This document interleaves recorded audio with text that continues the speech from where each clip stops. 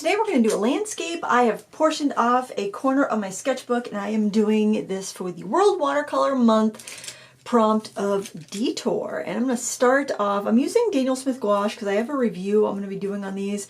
And I just recently got some of the other colors shared with me from a friend who has the full collection. I had bought the mixing set and my friend Angela offered me the other colors in the set, so I figured this would be a great time to try them out. There's no phthalo blue, which is a little bit of a bummer because having a cool, like this is cobalt here, I think, having a cool blue would have been really great, but maybe they'll be coming out with that during their next release. I'm not sure. I'm going to add a little bit of white to that, and I am thinning this down a bit so it's a little bit closer to watercolor.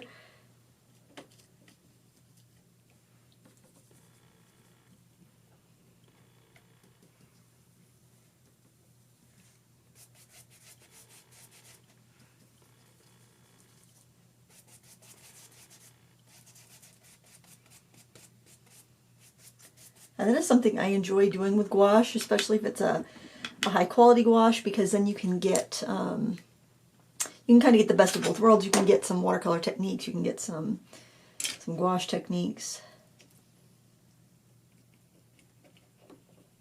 I don't mind if my gouache dries a bit, but if I do need something really opaque, I can go ahead and like grab the tube of white and add some from there. The reference photo I'm using is from Unsplash by Jack Church. I figured if I did it small, I would be able to put as much detail, like I would have the time to kind of put as much detail as I want and it not taking forever. When you're doing World Watercolor Month, you're painting a new painting every single day, so definitely, you know, kind of want to keep that in mind so that you don't you know, so that you can get one done every day. You don't get burnt out.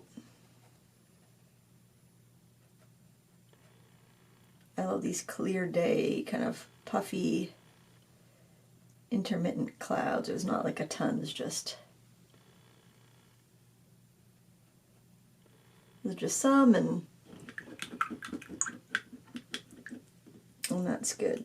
Now I'm going to soften up this edge if I can, because I'm going to be layering up some trees. I just don't want to have a really hard edge. Although it is gouache, so it would be able to cover over whatever. I just want to soften that.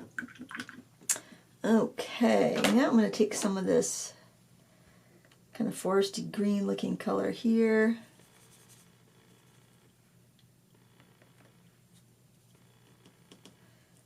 And I think I might need to add a little bit of, maybe not. I was thinking I need to add a little bit of other color to it, but maybe not. It might be alright just like this. I think I want a little bit ultramarine. Go with a smaller brush though, because I have these in half pans. I have the white in a full pan, but see, I feel like if I had a phthalo blue, that would be much better to add to these trees back here to make them kind of cooler and further away.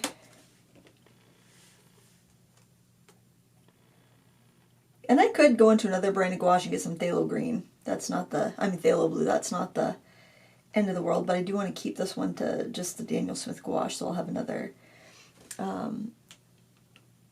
just another example for the review.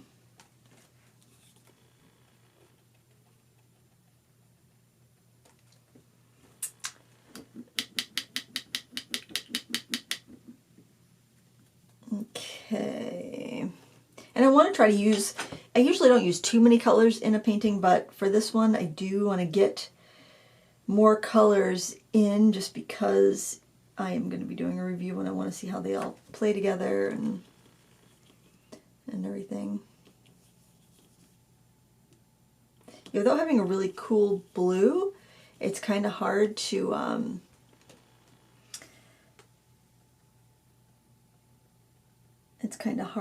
get a really vibrant green. Not that I need a super vibrant green, but I'd rather kind of start vibrant and then make it darker if I need to.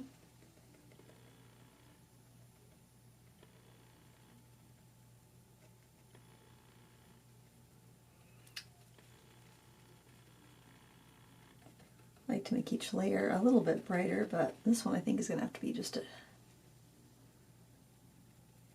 touch darker, because it does look darker compared to this area back there when I'm looking at my reference photo. I'm fighting with the clouds a little bit. I'm going to use black. I usually don't, but sometimes you gotta. Also, maybe shouldn't have so much water in there.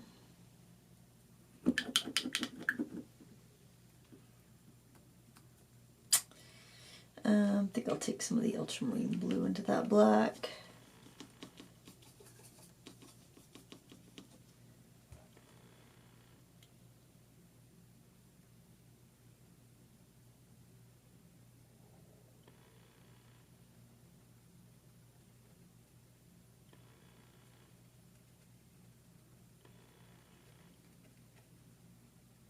These are really far away, so I don't want too much detail. I just want to kind of get that suggested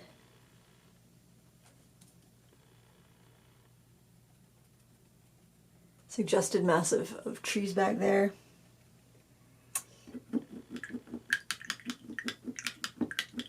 Alright, now I want to have some lighter area. I think I'm actually going to dry this because I feel like I'm just mixing in with the stuff in the back, so if I dry this, I'll be able to layer up the lighter colors on top. And I'm going to look through my brushes for brushes like rounds and filberts that have a little softer edge so that I can get a different, kind of more fluffy texture to those trees that I'm going to be overlaying. And I'm working back to front, so I start with the sky, then I work the furthest away layer of trees, and I kind of work in layers coming toward. I want to kind of sketch in the shoreline too. I'm going to do that with like a ochre color, I think. I'll just kind of get an idea of where that shoreline is going to be. There. That will give me an idea of where I'm going to work to. So now for my closer trees, I'm going to start off with this green here. I'm going to take a little bit of that yellow ochre.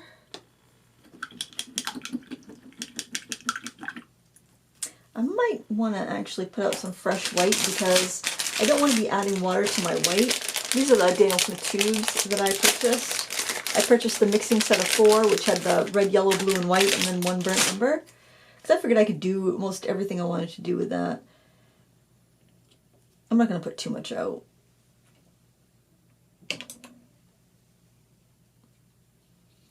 Always make sure the cap and the neck on your bottle are clean.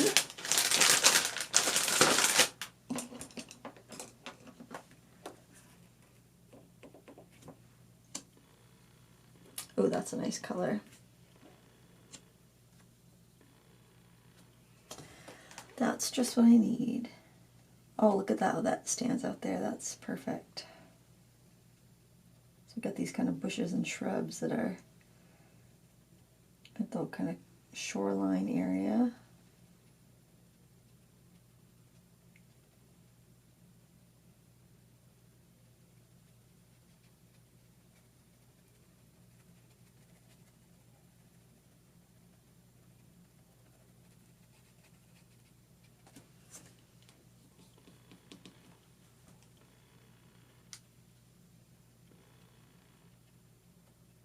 Again, it's far away, so I'm not putting a ton of detail. I just want to kind of build that up.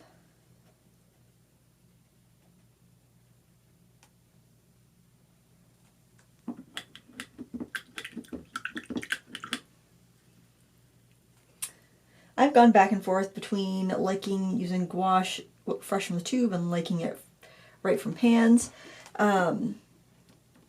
Kind kind of depends on, I guess, my mood. Since I discovered jelly gouache, I've been using Gouache Fresh a lot more because it's just so convenient with those jelly cups.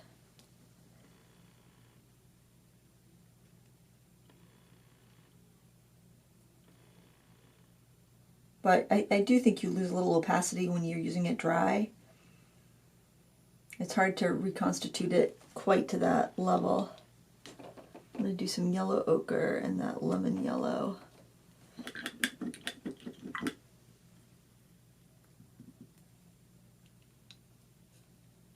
Or it might be Hansa Yellow Light. I'm not sure. They're all written on the pans, but I haven't taken them out to really investigate the new colors.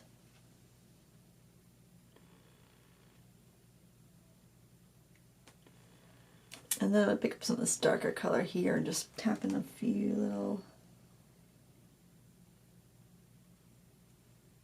shadowy areas.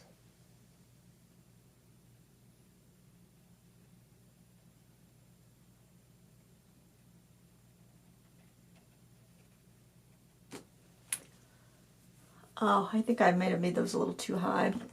I might go back in and make the trees behind them a little bit higher.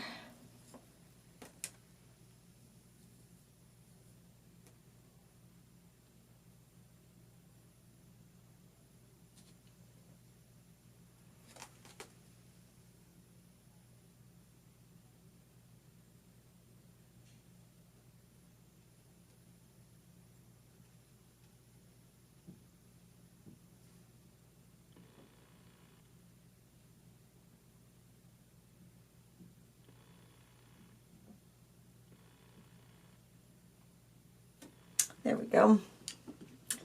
All right, now I'm going to work on the shoreline a bit before I go to the trees on either side of the kind of framing the image. I'm going to start, oh, this is actually, this color here, I think it's a buff titanium, looks about perfect. So I need a little bit of water to reconstitute it.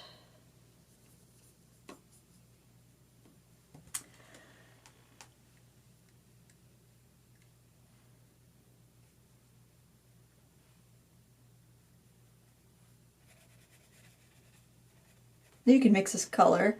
Just use some yellow ochre and some titanium white. That will give you a very similar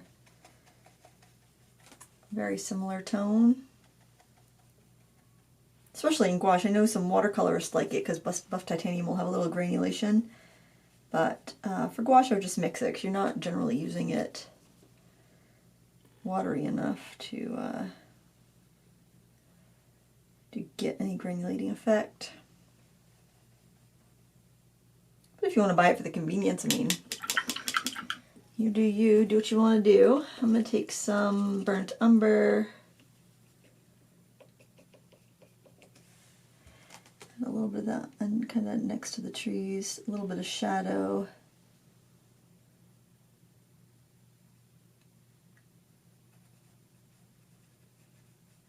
You always have like pine needles, especially with all these pine trees and stuff, so I want to get a little bit of that color in there.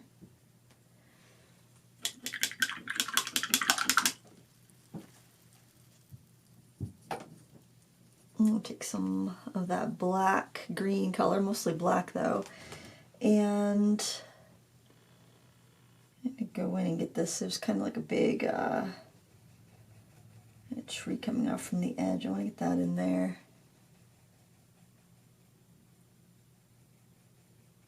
It's mostly silhouette.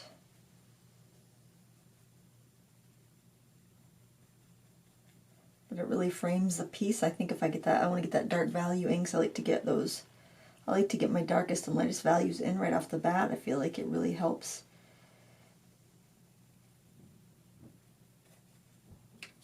It really helps you keep your values accurate throughout the picture when you do that. And add some, got some of this green. Maybe mix it in with that lighter green and kind of add it right to it. Let it blend in, let it mix in.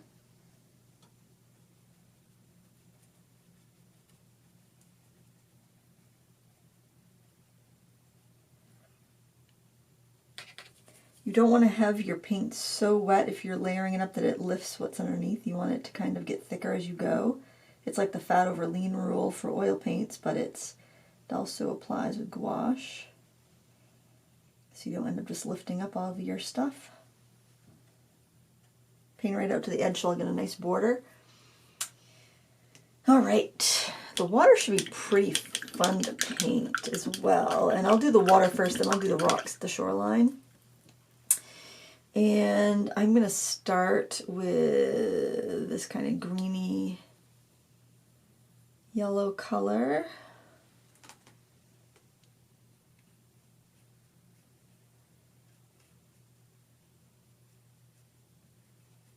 Now I'm going to pick up some darker green. Basically, I want to be kind of copying what I see in this, in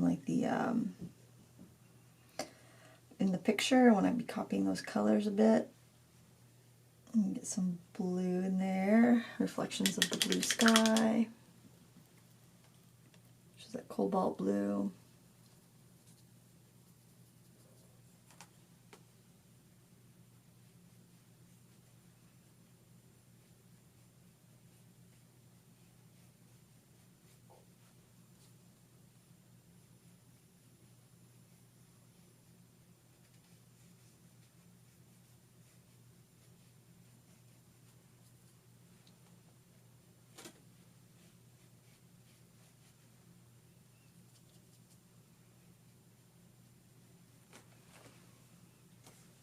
Not quite dark enough, but I also don't have the other tree in there.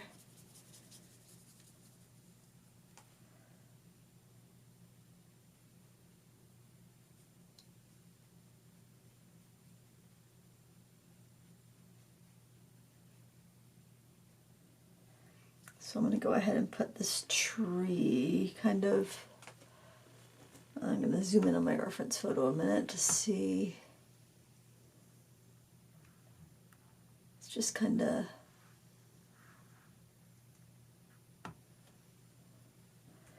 coming in from the side. I need thicker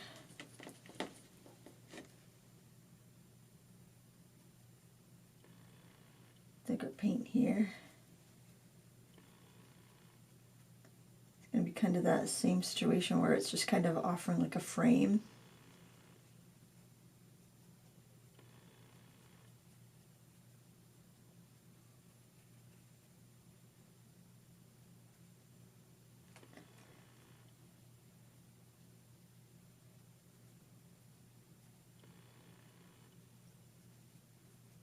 Can't really see the trunk of it, or where you just know it's like kind of coming right from the other side of the water.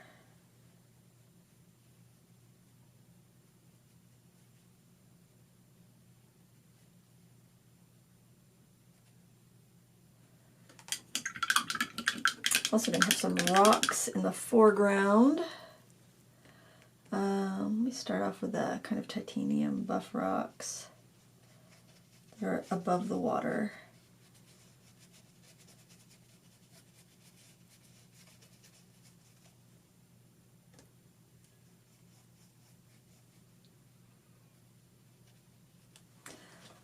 And more ochre and gray ones in the water.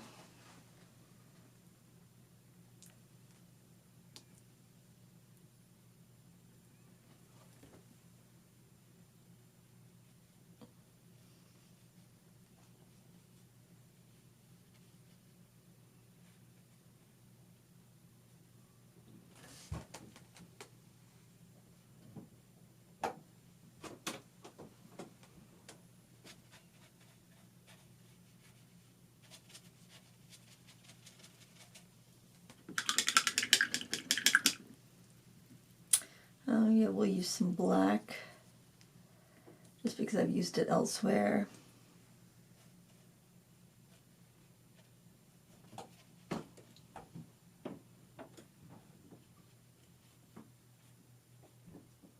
I want to get a big rock here I want to put in.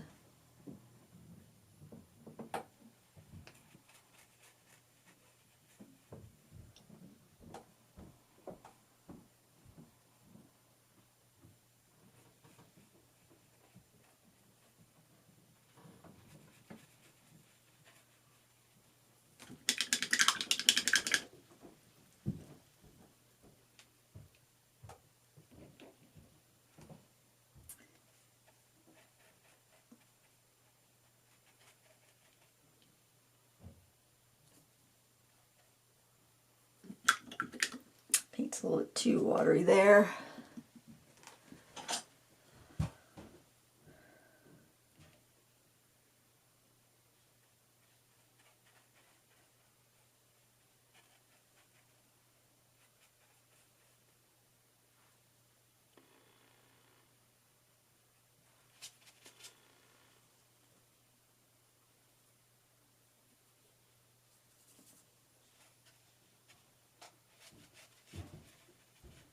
These rocks blocked in, and I can put some water kind of over them.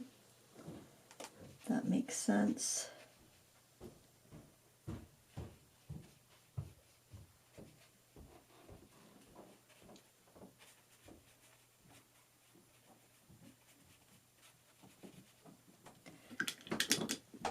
I'll switch to a different brush because that one is not pushing my paint around well enough.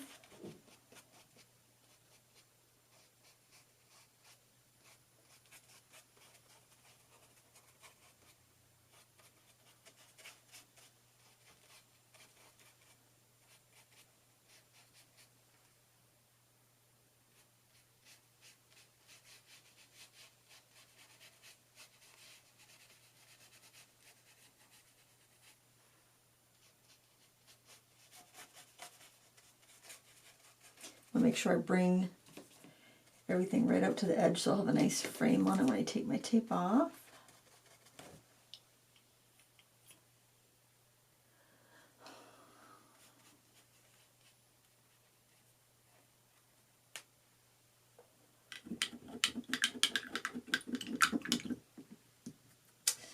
I'm going to go in with some white.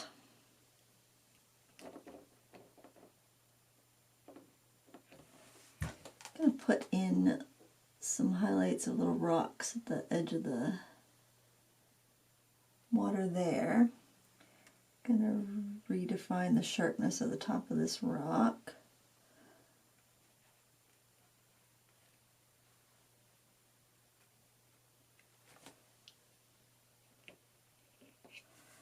Also want to get some of the edges of the rocks over here.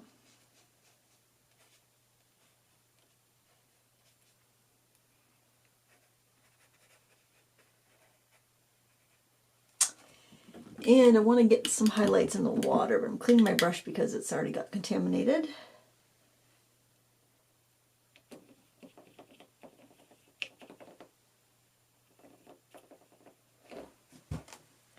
And I'm going to especially put it kind of over here by this rock. Just kind of get it right. Any place that's actually water, that's where I want to have the highlights.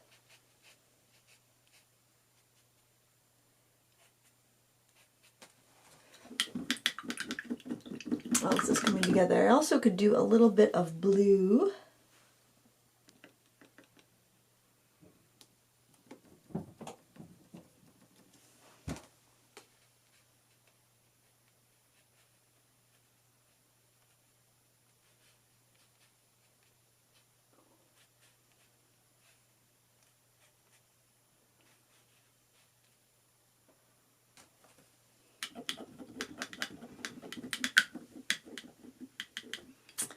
Oh, let's see. Maybe take a liner brush and put some little details in the rocks.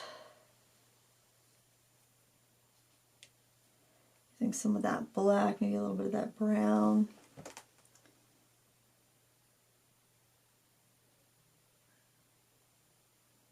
This looks like just the type of place I would like to go and spend a week, maybe out on a cabin or something. That's what I always love to do. That's my favorite type of vacation, just like a week out in seclusion. Not necessarily camping. I like to have a cabin or something, but that's the type of vacation that appeals to me. I just want kind of a sharp shadow on that rock. A little bit of black, pick up there's that brown.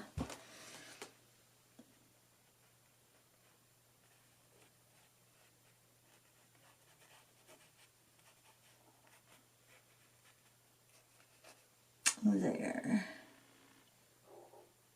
going to call this one done for the prompt detour for World Watercolor Month, because I would like to have a detour like this.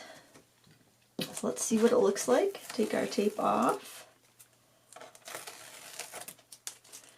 And there, we just had a casual little paint along. I think that turned out great. I hope you enjoyed it. Please give me a thumbs up before you go.